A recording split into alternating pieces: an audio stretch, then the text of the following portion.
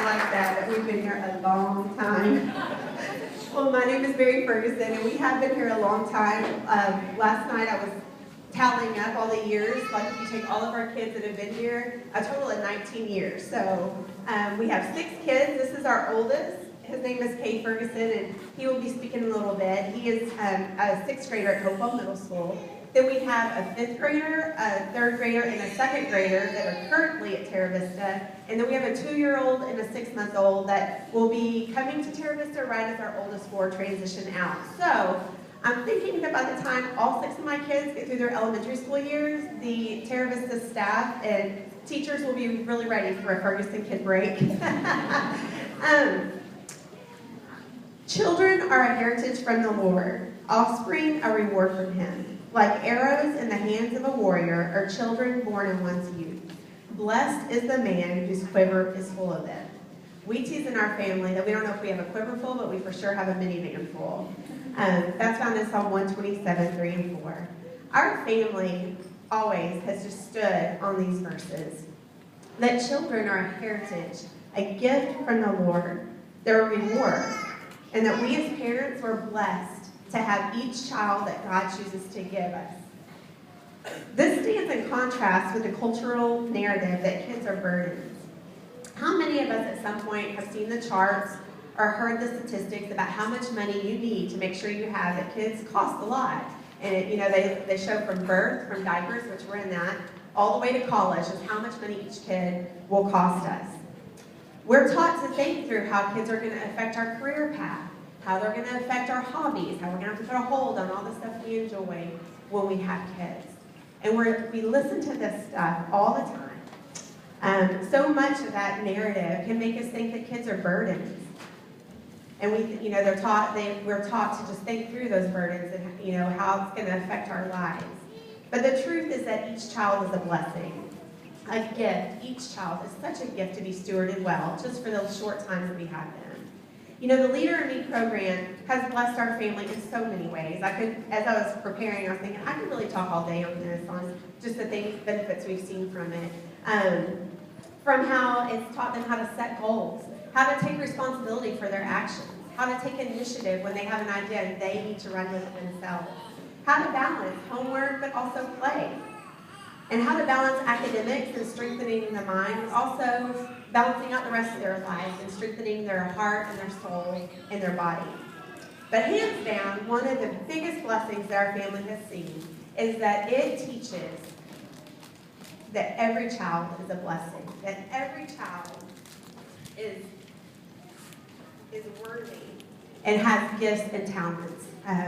I see that time and time again, that these teachers and this staff, they speak life constantly into our kids.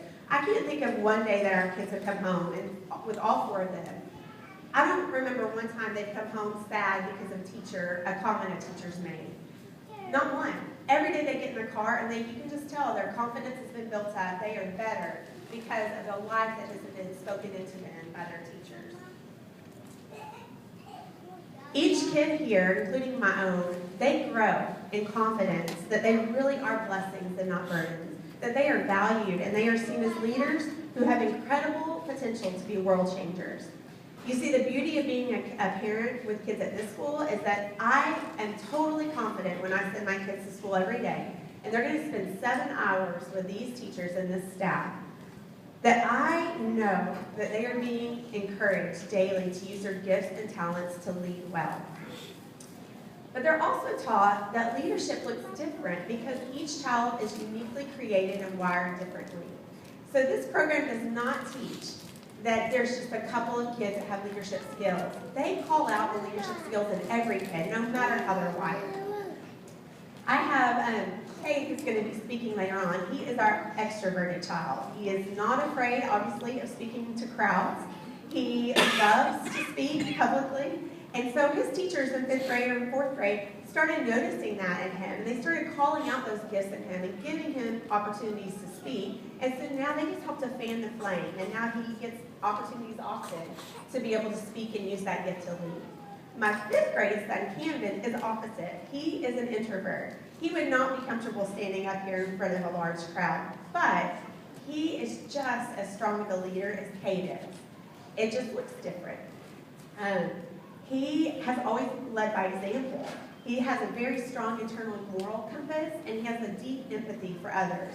And you know what? Not just his parents have seen that, but his teachers. I can think of Miss Bartley and Miss Ligon this year, and our school counselor, Miss Fleming. All of these people have spoke life into him and said, Camden, you are a leader. You're a quiet leader, and he leads by example.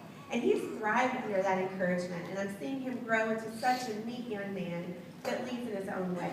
I just had a shower on Sunday, a baby shower at my house, and I got a text later that evening, and it was from a lady who'd been there, and she said, I just want to tell you about Camden. She said, I was walking up to your house, I was tired, and she said, he was playing, and he stopped what he was doing, came over and shook my hand, and said, welcome to our house, Miss Tabitha.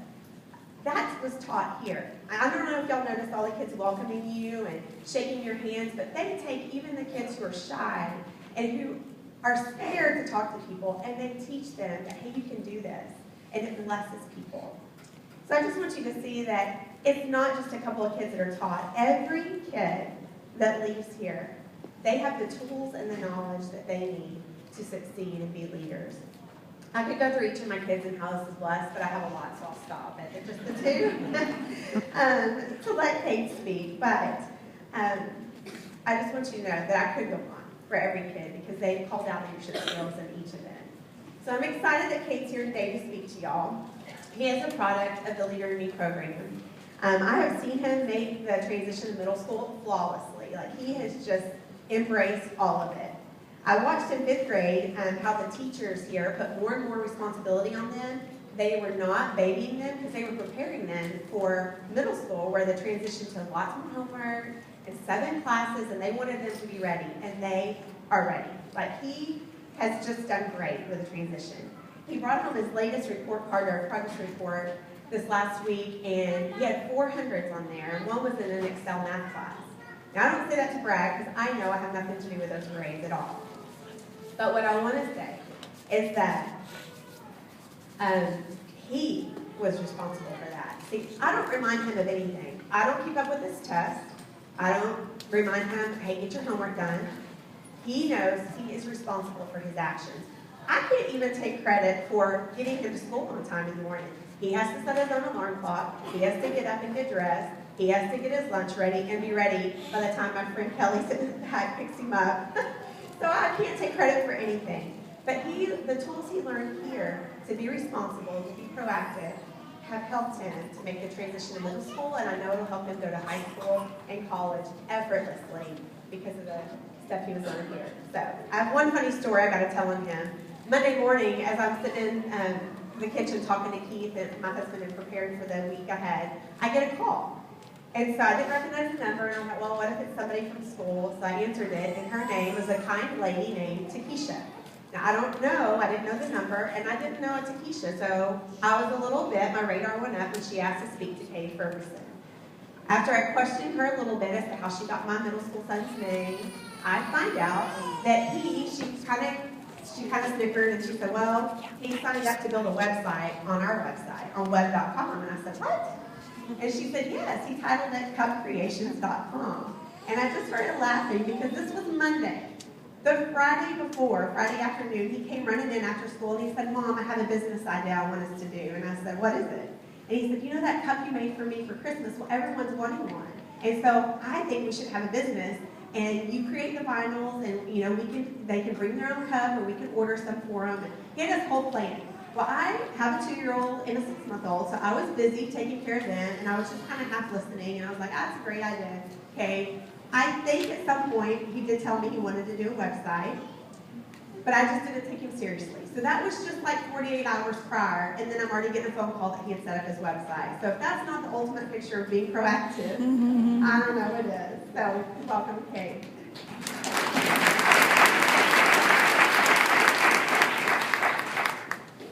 In my defense, I was applying habit number 2, begin with the end in mind. I knew we needed a website to sell all of the cups that me and my mom made, so I set out to build one. I just maybe forgot to tell her that I had to use her phone number for an account. That's another reason why you should get me my own phone. First off, I'm so happy to be back here at Teravista. I enjoyed my time here and all of the teachers and staff. Now to get back to business. I would like to refresh your memory of middle school. Though you all look like you're in your 20s, I know it's still been a few good years since the good old days. The three things that immediately come to mind for me whenever I think about middle school is awkward moments, drama, and lots of schoolwork. First, I would like to talk about how the 7 habits have helped me with these three things. First, awkward moments and drama. I think habit number 4, which is think when, helps me with this because I don't want to put anyone down, but I want everyone to be a success. I also think habit number 5,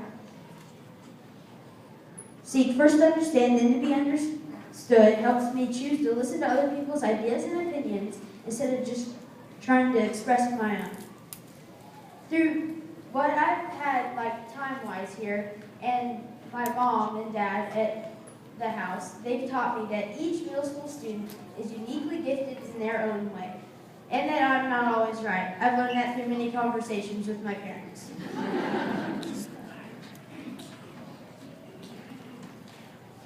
You know the saying, parents know best. It pains me to say this, but it's actually often true. Second, let's talk about how the 7 habits have helped me adjust to the additional school load that middle school has brought. Habits 1, 2, and 3 have benefited me greatly in this area. For example, I cannot blame not getting homework done on baseball practice because I know I'm responsible for my own actions. And take the speech, for example. I can't get up, it's not like I'm going to come up here and say whatever's on my mind. That would be improvising according to my theater teacher. That'd be bad, hilarious, but bad. I want to close on habit number 7 and how you guys, the parents, play an important role in this habit. And how helping your kids sharpening your saw, probably like family nights, outdoor activities, and providing a loving atmosphere.